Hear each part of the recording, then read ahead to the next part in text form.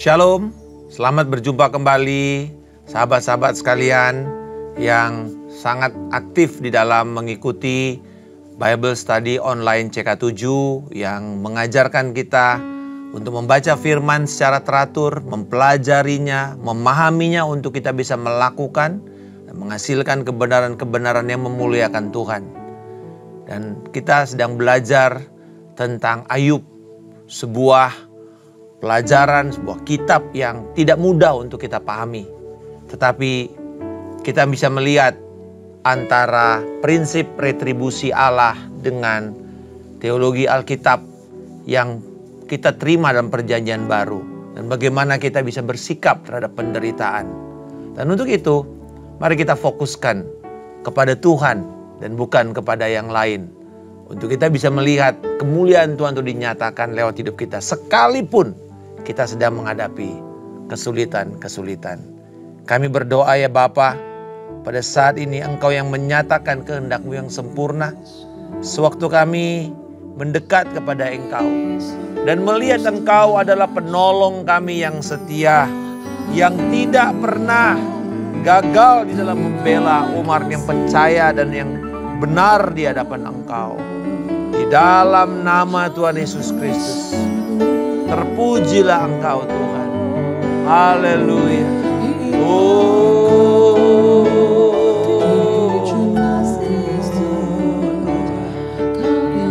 Terpujilah Kau Allah yang setia, yang membela orang-orang kepunyaan-Mu.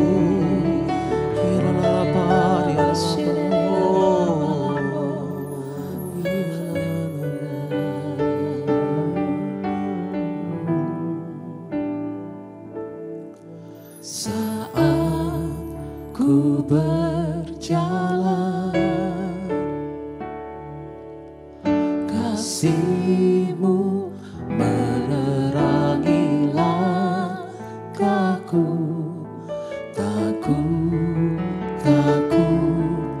Takut bimbang, karena ku tahu Kau bersamaku.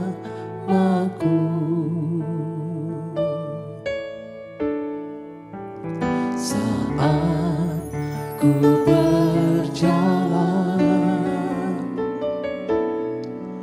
kasih-Mu menerangi langkahku. Takut bimbang, karena ku tahu Kau bersamaku.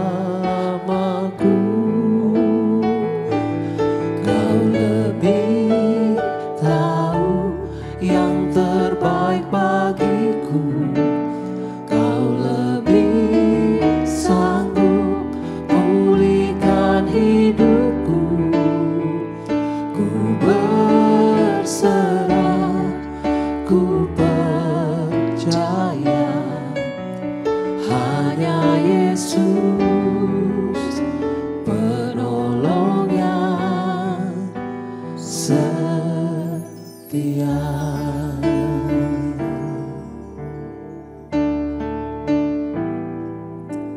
Saat ku berjalan, kasih-Mu menerangi langkahku. Takut bimbang, karena ku tahu Kau bersamaku.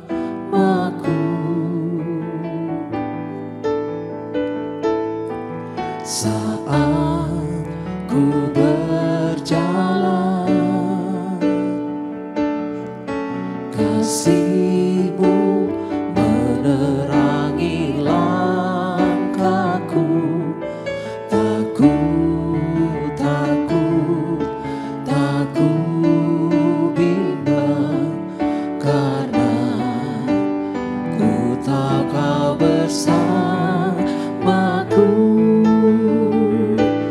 Kau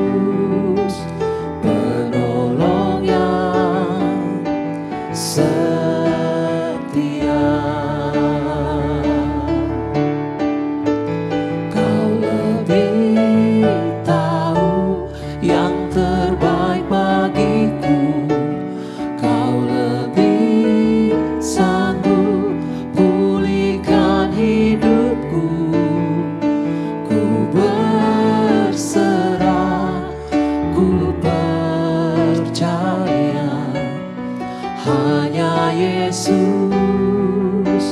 penolong yang setia. Kau lebih tahu yang terbaik bagiku, Kau lebih sanggup pulihkan hidupku.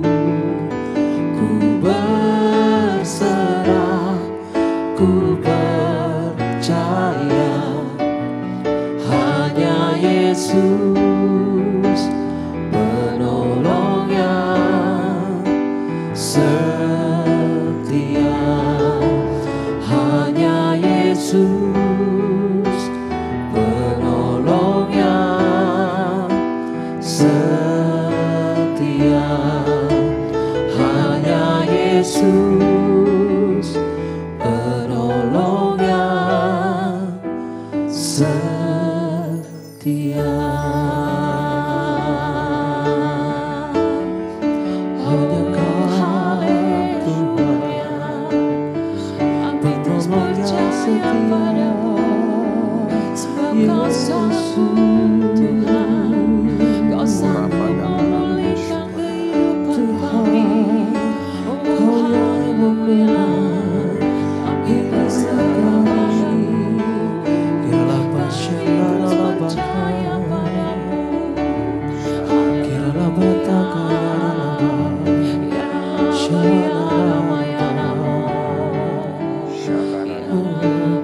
Allah yang bela. Siapa lawan Dia? Lebih dari pemenang dalam segala hal. Ku pasti dapat lakukan semua. Yesus yang beri kekuatan, oh terpujilah namanya. Allah yang bela. Siapa lawan Dia? Lebih dari pemenang dalam segala hal. Ku pasti dapat lakukan semua. Yesus yang beri kekuatan, oh terpujilah namanya. Allah yang bela. Siapa lawan Dia? Lebih dari pemenang dalam segala hal. Ku pasti dapat lakukan semua. Yesus yang beri kekuatan,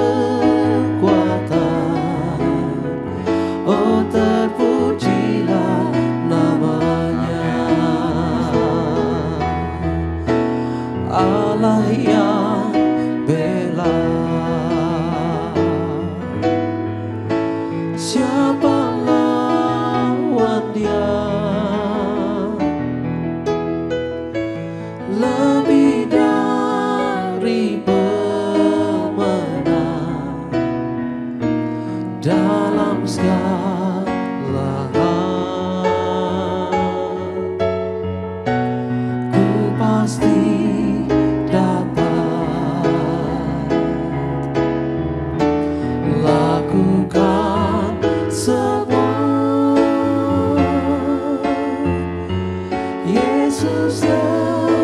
beri kekuatan.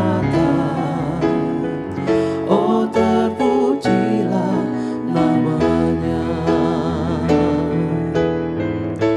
Yesus yang beri kekuatan. Oh terpujilah namanya. Yesus yang beri kekuatan. Oh terpujilah namanya. Terima kasih. Terpujilah kasih, Tuhan Yesus. namamu. Kau yang beri kekuatan Oh Yesus, bagi setiap kami. terpujilah Engkau Tuhan, Allah yang berdaulat atas hidup kami, Allah yang mengetahui segala rancangan dan perjalanan setiap orang. Dan kami berdoa, Roh Kudus, Engkau yang akan menerangi firman-Mu ini, membuat mata hati kami menjadi terang untuk melihat kebenaran-Mu yang memerdekakan kami. Di dalam nama Tuhan Yesus Kristus. Amin. Saudara-saudara sekalian, kita akan melanjutkan pelajaran kita tentang Ayub. Dan hari ini kita membahas pasal yang ke-8. Di dalam pasal yang ke-6 dan 7, kita belajar bahwa Ayub meninggalkan percakapannya dengan sahabatnya, yaitu Elifas, orang Teman, yang menegur Ayub. Dan langsung Ayub tidak lagi membalas, dia langsung berbicara kepada Allah. Ia mengungkapkan ratapan nasibnya kepada Allah tentang penderitaan tubuhnya. Kita tahu bahwa tubuh Ayub itu begitu sakit karena penyakit kulit yang borok-boroknya itu, dikatakan, aduh aku nih rasanya udah seperti batu badannya dia. Tidak ada lagi rasanya. Tetapi kemudian juga akan hidupnya yang sepertinya sudah sangat terpuruk. Dan itu dianggap sebagai sebuah kehidupan yang sangat memuakkan. Di dalam pasal yang ke-7 ayat 16, dia katakan, aku udah capek, aku udah muak dengan hidupku ini. Ayub berbicara tentang penderitaan, kenyataan, realita daripada penderitaan hidupnya. Nah, kalau kita belajar kitab Ayub, memang ini adalah kitab yang mengajarkan tentang teologi Israel kuno, yaitu hukum retribusi atau retributional principles. Di mana Allah itu adalah Allah yang sangat adil, tidak pandang bulu. Kepada orang benar dia memberkati, kepada orang berdosa dia akan melimpahi dengan malapetaka. Lalu karena masa penulisan kitab Ayub ini adalah sebelum Musa, masa hidup sebelum Musa, berarti ini masanya para leluhur Abraham dan lebih tua lagi. Jadi kalau kita urut secara kronologis, setelah kitab Kejadian harusnya itu adalah kitab Ayub secara kronologis. Tapi kita tahu bahwa Pentatuk, 5 kitab Musa itu disusun karena ada unsur teologisnya tentang pengajaran Allah yang menebus bangsa Israel. Dan ini adalah budaya yang ada di sekitar budaya Sumeria, budaya Babilonia kuno, ya, dan juga budaya Mesir, di mana konsep mereka tentang dewa yang benar itu tidak terkait dengan kejahatan. Jadi kalau ada hal yang buruk terjadi menimpa orang baik, itu pasti tidak pernah seizin dewa, gitu.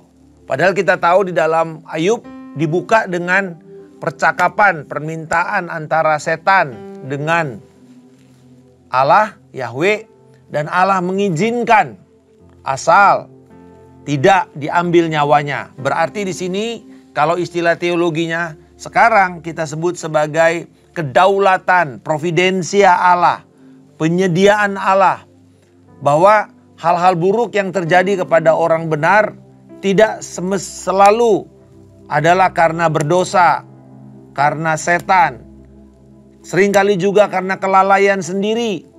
Tetapi ada juga faktor yang lain, seizin Allah. Bukan Allah perancangnya, bukan Allah menginginkan, tapi Allah mengizinkan untuk orang tersebut mengenal Allah dengan benar. Nah, jadi kalau kita melihat proses ini sekarang adalah dialog antara 4 teman Ayub yang berusaha untuk menjadi pemberita dari prinsip retribusi ini. Jadi kalau kita lihat kelihatannya saklek sekali antara jahat dengan yang baik. Yaitu ada, kita tahu ada Elifas, ada kemudian Bildad orang Suwah, lalu ada Sofar, ada Elihu. Ini 4 orang yang berusaha menasihati. Dan kebanyakan dari porsi kitab Ayub ini adalah dialog antara Ayub dan keempat teman-temannya ini. Setelah Elifas berbicara, Ayub menanggapi. Lalu pasal yang ke-8 adalah tanggapan Bildad atas ratapan Ayub. Bildad menjadi orang kedua. Kemungkinan giliran dia berbicara kedua karena dia mungkin sedikit lebih muda daripada Elifas. Ini menurut tradisi tua-tua pada masa itu, bahwa yang dituakan biasanya yang pertama bicara. Nah, tetapi mereka umumnya karena 4 ini adalah orang-orang yang sangat bijak, tua-tua, jadi artinya mungkin perbedaan umurnya sedikit sekali. Tidak terlalu signifikan, tetapi bisa menjadi tanda urut-urutan siapa yang paling muda. Nah, kalau kita melihat tema daripada pernyataan Bildad itu ada di dalam ayat 3. Semua jalan-jalan Allah adalah adil. Tidak ada jalan Allah yang salah, yang bengkok. Semua kebenaran Allah adalah kebenaran yang lurus. Gitu. Jadi kan ini dimulai dengan sebuah pertanyaan retorika. Mungkinkah Allah membengkokkan keadilan? Mungkinkah Yang Maha Kuasa membengkokkan kebenaran? Jadi kalau kita pakai kalimat positif, keadilan dan kebenaran Allah adalah lurus adanya. Dan tema ini kemudian dijelaskan oleh Bildad dengan mengutip ajaran atau tradisi para tua-tua di dalam budaya pada waktu itu. Ajaran para orang tua kepada anak-anaknya dari ayat 8 sampai dengan ayat 10. Dikatakan, tanyakanlah kepada generasi zaman dahulu dan perhatikanlah apa yang diselidiki nenek moyang mereka. Jadi ini dia mengambil pengajaran para tua-tua dari leluhur. Lalu kemudian Bildad membuktikan bahwa Allah itu adil bukan hanya dari ajaran leluhur, tapi juga dari kehidupan flora dan fauna, dari kehidupan tumbuhan, hewan-hewan. Dari ayat 11 sampai dengan 19. Dia mengatakan, dia mulai dengan, dapatkah papirus, yaitu pohon yang ada di sekitar sungai Nil, ya rawa-rawa, di mana pohon ini kemudian nanti kalau dikeringkan, lalu dibikin flat, ya rata, dibenyekin, lalu kemudian dibuat menjadi alat media tulis untuk mencatat. Itu kita sebut sebagai papirus yang banyak ada di Mesir. Dan juga yaitu gelagah atau teberau yang ada juga di sekitar wilayah Mesopotamia, di daerah Mesir. Dan ini tumbuh-tumbuhan yang ada di rawa atau di air. Lalu kemudian juga dia berbicara tentang benang laba-laba. Dia berbicara di sini tentang bagaimana kalau dicabut akarnya dan dia tidak ditempatkan di tempat yang sebenarnya. Jadi dia mau mengatakan ini loh buktinya bahwa Allah itu adil. Baik dari ajaran turun-temurun maupun dari kehidupan di alam. Dan akhirnya di dalam ayatnya yang ke-20 sampai 22, Bildad memberikan kesimpulan dan juga memberikan dorongan penerapan kepada Ayub. Jadi kalau kita lihat nasihat Bildad ini bisa kita kategorikan ya tiga bagian, yaitu yang pertama ayat 1 sampai 7, jalan-jalan Allah adalah adil dan benar. Yang kedua ayat 8 sampai 19 yang nanti dibagi dua, bukti keadilan Allah, yaitu bukti dari ajaran leluhur, ayat yang 8 sampai 10, baru kemudian bukti dari gambaran alam, ayat 11 sampai dengan 19. Dan akhirnya di ayat 20 sampai 22, kesimpulan dan penerapan. Jadi kira-kira begitu kalau kita mau membagi pasal ini supaya kita gampang mempelajarinya. Nah, di awalnya dikatakan Bildad menegur Ayub.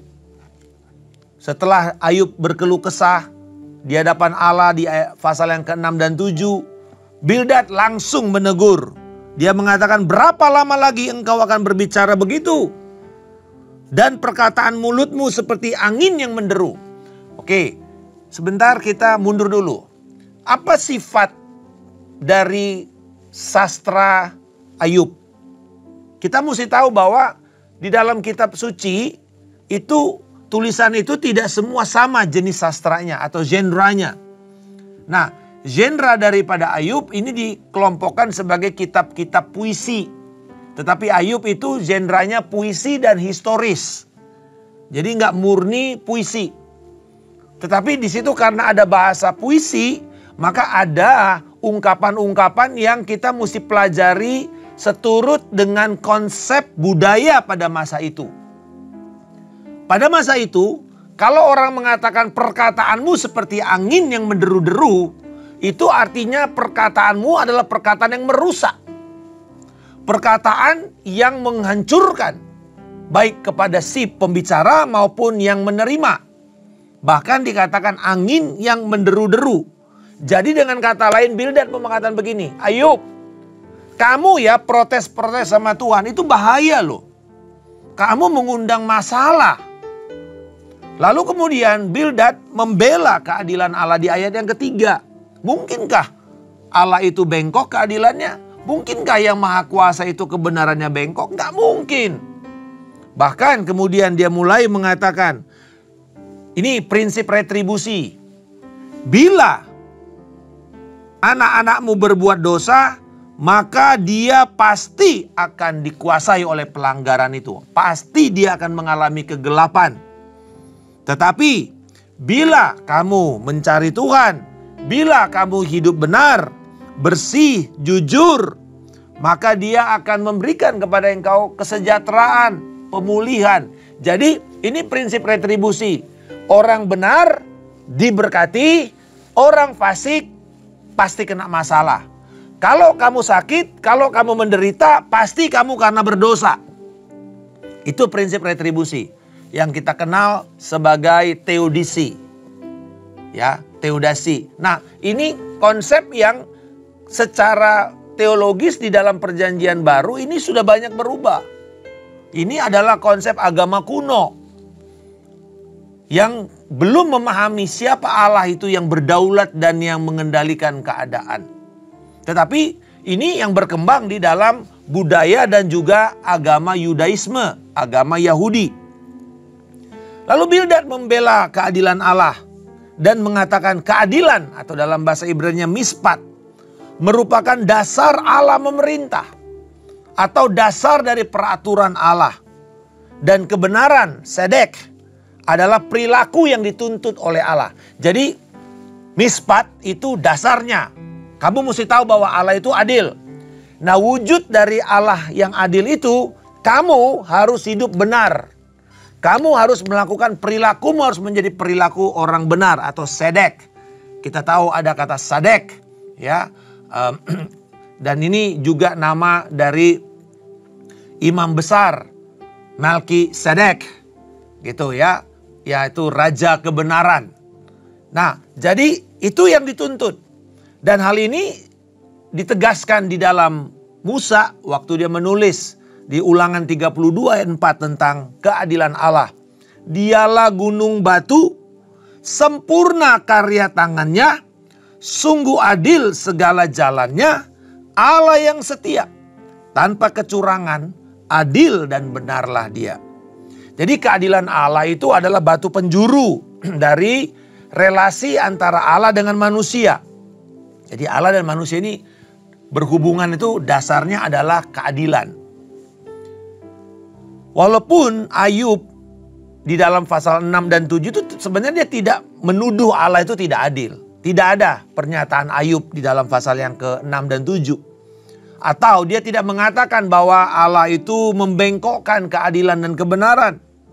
Tetapi Bildad, nah ini yang dipengaruhi oleh konsep retribusi mengatakan, kalau kamu ngomong yang tidak baik tentang Tuhan, kamu pasti jahat. Kamu pasti bengkok hatimu. Nah jadi pada masa itu orang tuh gak boleh berkeluh kesah kepada Allah tentang penderitaannya. Dia anggap kamu memang layak dapat itu semua. Apalagi kalau kita melihat kondisi Ayub ini beruntun. Anak mati, bisnis hancur, istri meninggalkan, tubuhnya rusak. Wah, kurang apa lagi lah kejahatan yang dilakukan oleh Ayub. Padahal di pasal yang pertama jelas-jelas kita melihat dikatakan Ayub adalah orang saleh, orang benar. Tidak ada di sekitar wilayah timur yang seperti Ayub. Itu adalah pernyataan Allah tentang Ayub. Bahkan Allah sendiri mengatakan, kamu lihat nggak hambaku yang benar itu. Jadi Ayub sebenarnya adalah orang benar. Tetapi ketika ini terjadi hal yang buruk, orang-orang yang gak memahami tentang Allah ini mulai berpikir kamu pasti salah. Kamu pasti berdosa. Lalu ia mendorong Ayub untuk mencari Allah di dalam ayat yang ke-5 sampai 7. Nah kemudian dia memastikan, nah ini kalau orang yang berusaha meyakinkan seseorang, dia harus meyakinkan itu dengan bukti-bukti. Orang Yahudi itu selalu bisa mengatakan sebuah pernyataan itu benar kalau ada dua bukti. Dan ini sebenarnya yang masih sekarang kita pakai alat bukti ini. Sebuah pernyataan pidana itu, sebuah kasus dianggap menjadi kasus pidana kalau ada dua alat bukti.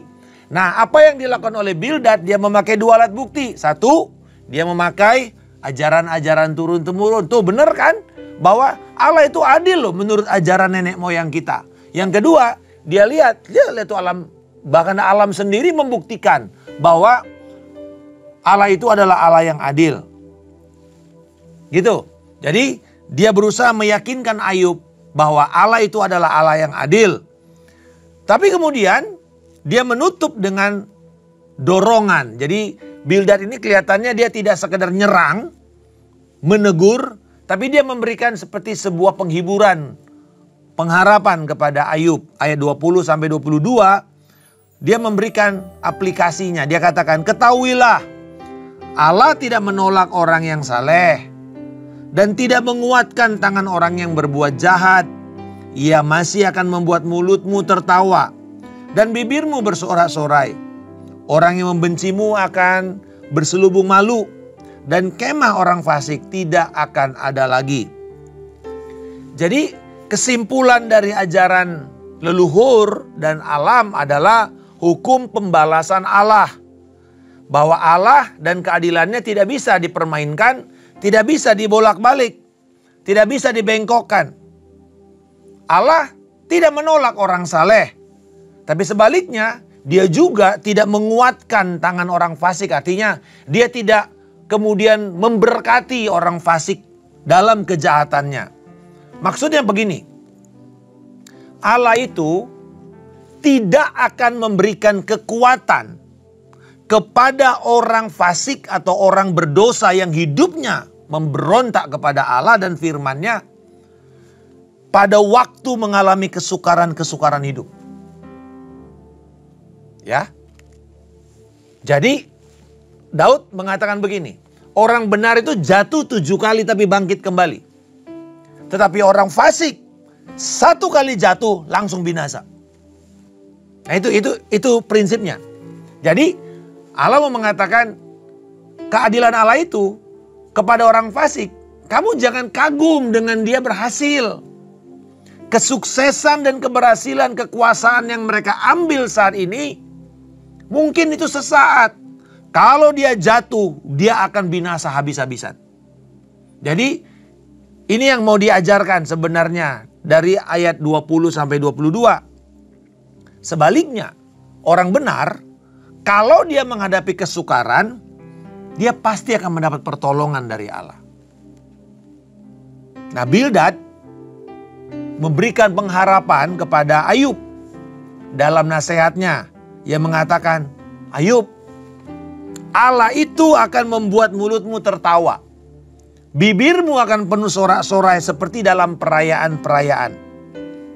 Dan sebaliknya, orang-orang yang mengolok-olok kamu, orang-orang yang mencaci mencemooh kamu karena keadaanmu sekarang ini, mereka akan mendapat malu, bahkan mengerikan.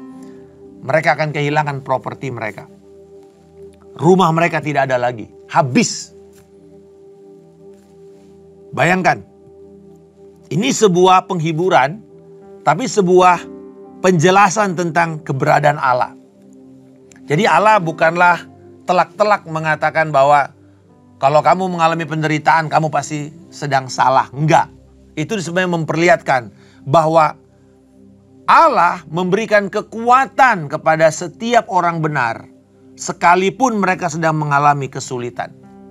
Tetapi orang fasik, walaupun berhasil, walaupun sukses, walaupun kaya, walaupun berkuasa, belum tentu itu selama-lamanya. Dan belum tentu itu adalah perkenan Allah. Ketika mereka jatuh nanti, habis saudara. Bahkan mungkin mereka akan binasa. Keturunan mereka akan binasa. Apa yang bisa kita pelajari? Allah yang kita sembah adalah Allah yang adil dan benar. Itu tidak pernah gagal. Itu adalah esensi sifat Allah, atribut Allah yang ada sampai sekarang. Dan ada di dalam Trinitas, ada di dalam Kristus, ada di dalam Roh Kudus. Allah yang adil dan benar itu membela dan memulihkan orang benar dengan sukacita dan membuat malu musuh-musuhnya. Aplikasinya apa kepada kita sekarang di dalam umat perjanjian baru? Keadilan dan kebenaran Allah itu dituntut kepada setiap manusia, tetapi manusia tidak mampu. Peristiwa disalib, peristiwa Golgota, di mana Kristus disalibkan, Allah Putra disalibkan. Itu adalah wujud Allah yang adil, menuntut keadilan atas semua dosa manusia. Dan Kristus yang tidak berdosa itu telah menanggung semua dosa-dosa kita. Tapi di sisi lain, Allah Putra yang juga adalah Allah yang mengasihi, dia rela, dan ini adalah wujud manifestasi kasih Allah kepada manusia. Supaya kemudian kita bisa pulih dan mendekat kepada Allah. Kita bisa mendapat pengampunan. Kita bisa mendapatkan kehidupan baru, kehidupan kekal, bahkan pemulihan dan sukacita. Jadi setelah Kristus dan setelah kita menerima keselamatan kita di dalam Kristus Yesus, kita menjadi orang benar bukan karena kekuatan kita, bukan karena kesalehan kita, tapi karena karya Kristus yang telah selesai di kayu salib. Nah, kalau begitu, kita yang sudah dibenarkan ini masih bisa nggak mengalami penderitaan? Masih. Tetapi sekalipun kita menderita, nasihat firman Tuhan, janganlah kita menyerah untuk terus berbuat kebenaran. Karena akan tiba masa pemulihan. Dan Allah akan memberikan kepada kita sukacita. Saya mau tutup dengan apa yang dikatakan Rasul Paulus kepada jemaat Galatia. Pasalnya yang ke-6 ayat 7-9. Jangan sesat. Allah tidak membiarkan dirinya dipermainkan. Karena apa yang ditabur orang, itu juga yang akan dituainya. Sebab siapa yang menabur dalam roh, ia akan menuai hidup yang kekal dari roh itu. Janganlah kita jemu-jemu berbuat baik, karena apabila sudah datang waktunya, Kita akan menuai jika kita tidak menyerah. Saudara-saudara sekalian, apapun kondisi kita saat ini, bila kita sedang mengalami seperti apa yang dialami oleh Ayub, jangan menyerah untuk terus berbuat kebenaran. Karena akan tiba waktunya kita akan menuai dan Tuhan akan mengembalikan semua yang hilang itu. Karena kita menjadi tawanan-tawanan pengharapan, Dia akan mengembalikan kepada kita yang kekal dan tidak bisa diambil oleh pencuri, tidak bisa dirusak oleh ngengat dan karat, yaitu harta kemuliaan surgawi. Kami berdoa Bapa pada saat ini untuk setiap jemaat-Mu. Apapun kondisi kami pada hari ini, biarlah kami tidak menjadi marah. Tapi kami sadar bahwa Tuhan tidak sedang menghukum. Kalau kami sedang mengalami keadaan yang begitu sulit dan kesukaran hidup karena kebenaran, biarlah Tuhan kami terus tidak disesatkan dan menjadi pahit, tetapi kami terus berbuat baik. Dan Engkau yang akan setia menjawab pada waktunya, dan nama-Mu yang akan dipermuliakan. Berkati setiap umat-Mu yang hari ini belajar dan dikuatkan, dan kami akan siap untuk menjadi umat-umat pemenang dan siap untuk menjadi umat yang memancarkan kemuliaan Allah di dalam keadaan yang sesulit apapun, karena Kristus yang telah menang tinggal di dalam kami, menguatkan kami, menyertai kami. Di dalam nama Tuhan Yesus Kristus kami telah berdoa dan mengucap syukur. Haleluya. Amin. Tuhan Yesus memberkati. Sampai bertemu esok hari.